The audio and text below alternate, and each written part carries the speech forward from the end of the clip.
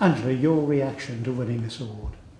I think it's deeply humbling to be recognised as a newcomer MP and to be recognised for the work that I do, and obviously of my staff team as well, because it's a lot of their hard work.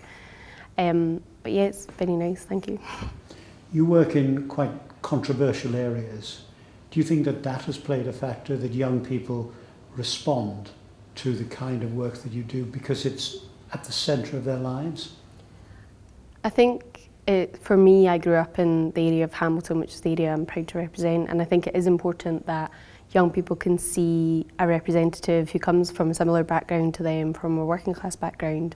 and to be able to see someone who grew up in an area like them and understand that this place is not out of the reaches of anyone and that it is an opportunity for everyone to engage with politics and to try and create the change that you want to see. So you haven't found it difficult to raise difficult issues and get them discussed and debated in order to change society for the better?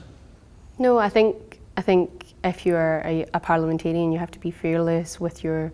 views and with your agenda, and you have to make sure that it's not simply to represent oneself, but you're there to represent your communities at large, and you're there to make sure that every single member of society is represented via you as their representative. So I think it's important that it becomes less about self and more about representing your communities, and I take that responsibility quite seriously. A lot of young patchworkers tell us that they still feel their sexuality could be a barrier to success. Do you think they are on the way to overcoming that, particularly for young people? I sincerely hope so. I consider myself as a young, openly gay parliamentarian and female, someone who is able to be fearless and to champion the rights of all LGBT members of the community. And I think that whether it's your age, your gender, your sexuality, your sexual orientation, or your gender identity, you shouldn't be afraid to be who you are and to understand that there is a place in society for everyone, and everyone should exercise that same tolerance and respect for people who may be different from themselves. So I would like to think that this place is far more tolerant and far more open than it was previously, but there's always more work to do to make sure that this place is truly representative. And how important is it for every MP to get deep down and involved in what are often minority issues in communities, when it could be much easier just to go with the issues that most people are talking about?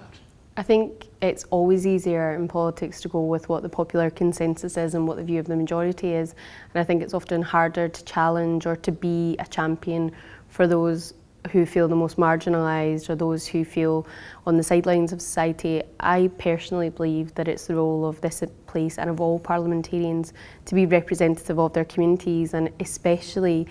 if it's a section of society that you don't personally have an experience of, it's your responsibility to understand that it's your job as an MP to represent everyone in your constituency, and to do that you have to stand up for those who feel the most marginalised and the most underrepresented, because it's your job to be their representative too. What do you say to those marginalised people who are perhaps living in very, very difficult circumstances in communities, and they look up at all the institutions, including Parliament, and say, well, actually those are not for me, and there may be someone like you who is raising a voice on their behalf, but overall they feel they haven't got the breakthrough yet that they want? Yeah, I personally share some of that frustration myself. It's why I came here in the first place. It's why I got involved in politics, because often as a young person growing up, I looked around and I felt that the chambers of power were not representative of me or of the area that I grew up in, or of my friends or family or the people who surrounded me in my community. I would like to hope that young people in particular and people from disadvantaged backgrounds could look at the newer MPs, especially people like Mary Black, a young female who has essentially come here to represent a different section of society, someone who's proud of their working class background, who's proud to champion issues, who's proud and unashamedly, fearlessly willing to hold government to account on issues that perhaps make people uncomfortable. But at the end of the day, it's your job as an opposition parliamentarian to hold any government to account. And it isn't always about the party politics, it's simply about doing the day job of being a member of Parliament. And I would like to think that we can often build a lot of consensus around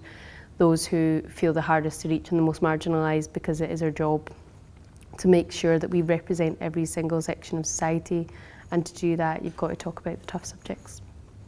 And when you first came into Parliament, you know, working class lass, and did you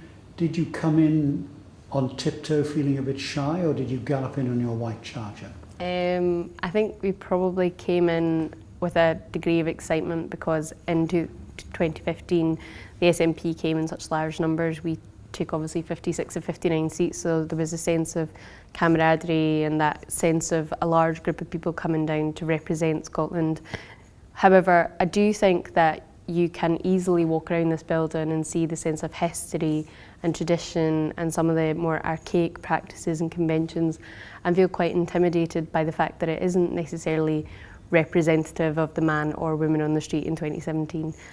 And even though I find some of the traditions and the building and the institution quite charming at times, it should feel like a building that's accessible to everyone. It should feel like a place where everyone has a voice and everyone in society should feel represented. And I can truly understand why a lot of people would look at this building and many aspects of it and feel that it's not representative of working class values or of working class backgrounds. But I would hope that people still feel that they can have their voice represented and they have people here who represent their views, and that there is always going to be a champion for people